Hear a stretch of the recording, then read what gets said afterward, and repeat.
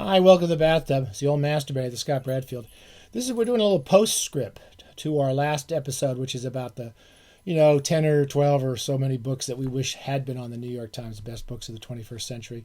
And I wanted to add a few things quickly that just came to mind when as soon as I finish. I think I could do this forever. Almost so many books I love that I want to put on these lists.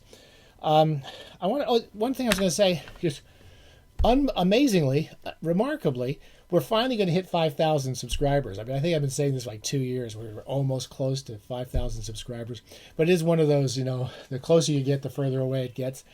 But it seems to be moving along, and we'll probably have 5,000 subscribers soon. We're going to have a big 5,000 subscriber spectacular, and I don't know what we're going to do for it. Someone made a good suggestion. We could have sort of a cocktail hour chat session. We did a chat session once before, but I think we should probably do a chat session of some sort so we can do something live.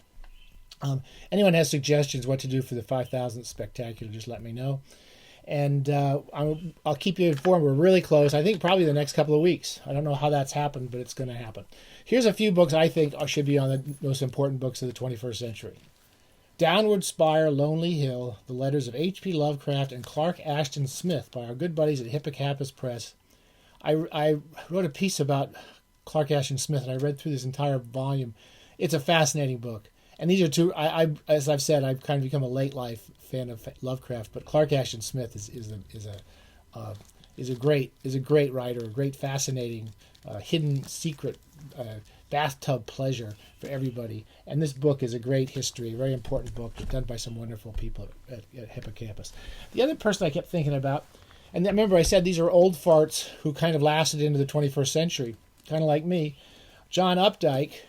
John Updike wrote many good novels, terrific novels in the 21st century. My favorite was Seek My Face, which is about it's about the history of the art movement through this one woman and her relationships with all these different people.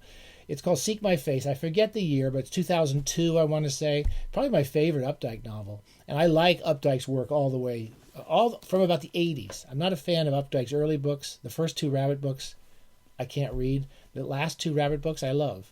But almost anything from the 2000s is good. And all the short story collections. In My Father's Tears was very good. And his last published novel, Terrorist, I really enjoyed quite a lot too. I would put those on there.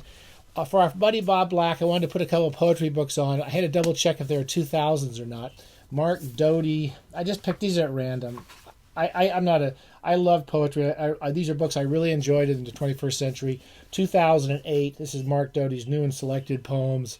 I would put that on a list. Not that I can really enjoy. There's lots of poetry I've enjoyed in the 21st century. And actually, this book doesn't count because it's actually 2000. What year is it? This was published in 1997. But I have to say, this is the book I most enjoyed of poetry in the 21st century, is the collected poems of Amy Clampet from Knopf, 1997. Doesn't make any of the requirements for the list, but I really enjoyed this book. And I have nothing to say about poetry except that I like to read it. Okay, there's just a few additions. Last minute announcement of our big 5,000 subscriber coming along. I wish there was some way we could, when that 5,000 subscriber comes running across the finish line, we could give them a bottle of water or one of my fancy T-shirts. But, we won't know who you are. And you won't know who you are either, which is probably for the best. Okay, stay safe. Get us some subscribers, and we'll have a big 5,000th bash.